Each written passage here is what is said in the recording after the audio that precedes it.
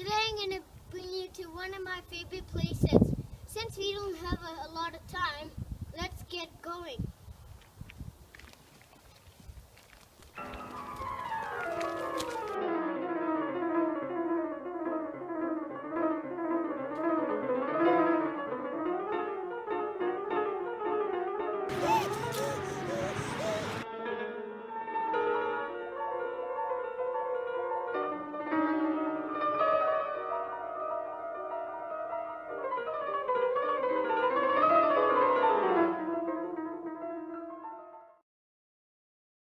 Welcome to my favorite place, Drumheller! Discovering dinosaurs and Drumheller by Deins. Hey, this is alliteration. Phew, finally we are here. If you walk here like I did, it will take you a whole day and 2 hours. But if you drive here, it will take 1 hour and 40 minutes. Today I will be showing you around Drumheller and teaching you about dinosaurs. About Drumheller. The town is named after Samuel Drumheller. He started at coal mine here in 1911. It officially came to town in 1930. There are only 8,000 people living here. That is less than the number living in Hawkwood. Do you know there is almost 100 dinosaur sculptures in Drumheller? Let's go on a dinosaur hunt and see how many we can find. Just give me a minute to get ready. Let's go!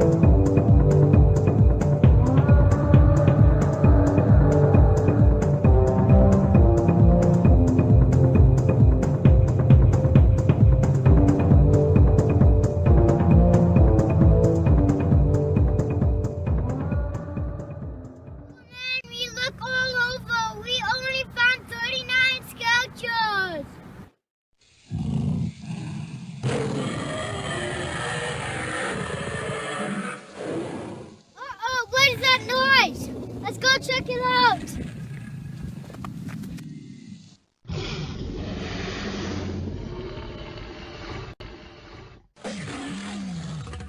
The biggest dinosaur sculpture in the world. Let's go ask an expert more about the dinosaur. Hi, Michelle. I was wondering if you could tell us about the dinosaur behind us. Okay, this is the world's largest dinosaur, and she was erected in October of 2000, the year 2000, so she just turned 13. She'll be 14 in October. She's 86 feet tall, and it takes 106 stairs to get to the very top, where you can then go out her mouth. Okay, we just had her painted. She was the first facelift, I guess we could say, that she's gotten since she was erected, and we made her look a little less cartoonish. We wanted to be more realistic looking, so I think she looks a little bit more realistic looking, don't you think? Mm-hmm. Yeah. Can we go inside? Absolutely, let's go.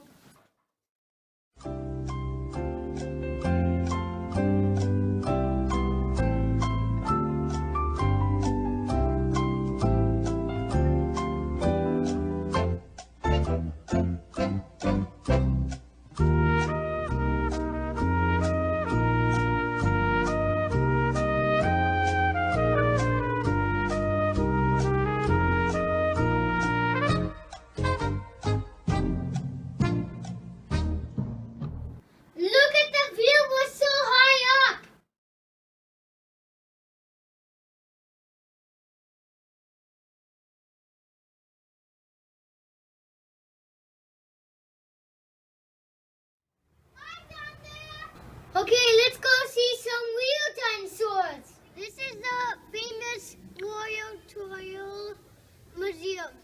They collected 130,000 fossils. It's named after Joseph Tyrrell. He found Canada's first T-Rex head by accident. They opened at 1985. Let's go check it out. Now that we are inside, let's see how bones are prepared. Hi Dan, can you tell us how dinosaur bones are prepared for display? I sure can. So the dinosaur bones are prepared here in the preparation lab. And what happens is we get a big block. It's called it's got the field jacks on, so it's still covered up in plaster of Paris and burlap. You have to cut that open, and then it's just covered with rock. So they use lots of tools to dig it out. If the rock's really, really hard, they use things called air scribes, which you can't really. There's one on the piece right there. It's underneath the shirt though. It's that little thing wrapped on a cord, and that's for like a little mini jackhammer to chip away the rock, little bit by little bit. If the rock's softer, they can use things like things dentists use to clean their teeth, and they use that to scrape away the rock. They'll use scalpels and little tiny knives to help cut away the rock and everything like that. And they'll even use chisels and hammers to sort of tap away the rock. And they just very slowly take off a little bit of rock until they find the bone. They have to get all the rock away from the bone, and then they start cleaning the bone to get all the rock off of it. Sometimes they leave the bones in the rock to keep the bone safe, but if the bone is really strong, sometimes they'll even take all the rock off the bone, so you just have the bone by itself. And that can take a long time. If they're working on a full skeleton of a big animal, it might even take a couple of years to dig the whole thing out before it's ready for display. Thanks, that is so cool. No problem. Now that we know how the dinosaur bones are prepared, let's go see some display dinosaurs.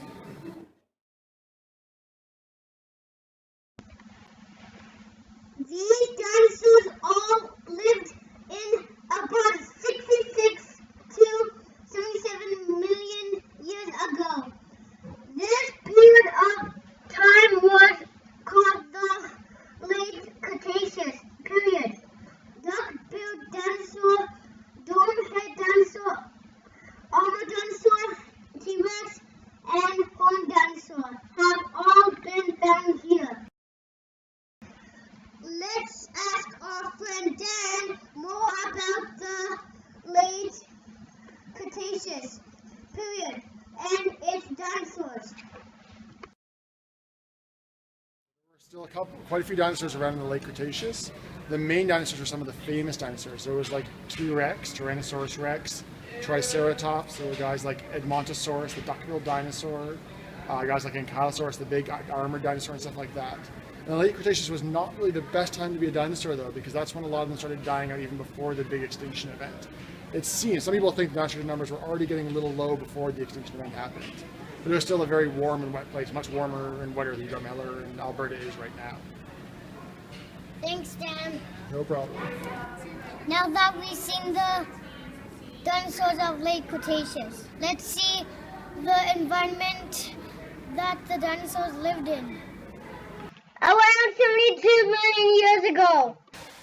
It's like a tropical jungle in here.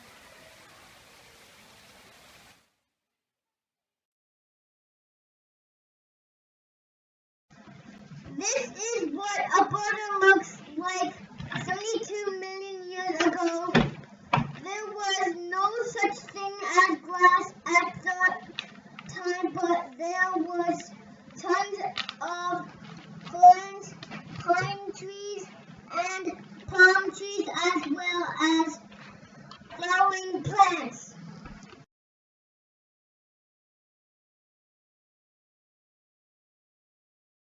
So what happened to the dinosaurs anyway? How did the dinosaurs die? That is a bit of a complicated question, but there's a few things that were happening.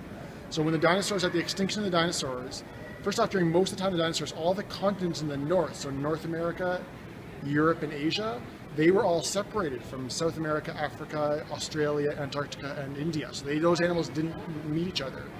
And during the extinction of the dinosaurs, North America got connected to South America, and Africa got more connected to Europe. So animals that lived in the south could go up north, and the animals that lived in the north could go down south. So that means there's going to be new animals that could eat you, and new animals that might eat the same stuff you're eating, so it might be hard for you to find food, and maybe even new diseases. You might get sick from all these new diseases. Also, the ocean level got a little lower, and that changed the currents. So some areas that used to be really warm because warm water would go up to them suddenly got really cold. And areas that might have been cold and wet suddenly got very, very hot and dry because different water currents were moving different places. So it made it very hard for those animals to live in those areas.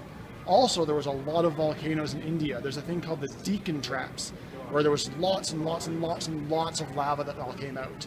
And the lava was putting really CO2 gas in the atmosphere, which makes the planet very, very warm, but also putting a lot of ash. You know, when you see a volcano, there's all that smoke that comes out. That all got up into the sky and made it a lot darker and everything like that. But then the really bad thing was there was a meteorite, so a big rock from outer space that smashed into the earth down in Mexico in a place called the Yucatan Peninsula. And when it smashed into the earth, even animals all up in Canada might have died instantly from that impact because the explosion would have been so big. And also there would have been giant tidal waves, there would have been basically like fire falling from the sky from all this exploded rock. But also all the rocks and little dust and dirt that got thrown up in the air by that got up in the sky. So it made it very, very dark. And it was really dark and the plants couldn't grow. So when all the plants started dying, then all the plant eaters started dying. And after the meteors, they have a lot of plant eaters to eat for a while, but then there's no more plant eaters being born because they're all dying. So then all the meteors start dying because there's not enough food for them. So it's really only very small animals that were able to survive through the extinction event of the dinosaurs. It was a very, very bad time to be alive. There was lots of bad stuff happening. Thanks, Dan. That's so cool. I want to show you the hoodoos that surround Drumheller. But before we do, let's go ask Dan more about the hoodoos. What are the hoodoos and how are they formed? So hoodoos are basically like tall columns of rock. They're sort of like a big pillar of rock. And the basic way they formed is rocks, they have what's called erosion. That's where even little bits of water, when they hit the rock, they can take off little tiny pieces of the rock. And over time, it just basically makes the rock get smaller and smaller until it's totally gone. And the hoodoos, they got a very, very tough, strong rock on top and soft rock underneath. And that tough, strong rock almost acts like an umbrella. So it protects the soft rock underneath of it. So whenever it rains, it starts taking away rock from around it, but all the rock underneath the tough, strong rock stays safe. So it's sort of like if you held an umbrella under you, all that area under you stays dry, and it just like that would stay as rock from the hoodoo, and all the rest of it goes away. So you make a big, tall pillar of rock, because the rock's basically got a little umbrella made out of rock on it. Thanks, Dan. No now problem. that we know how the hoodoos are formed, let's go check them out.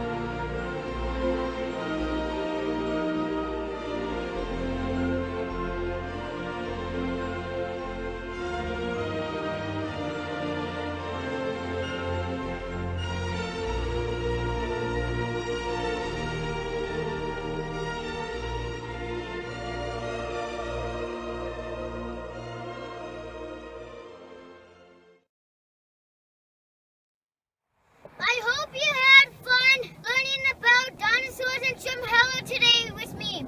I wish I had more time to show you around, but you just had to come here and check it out. Goodbye.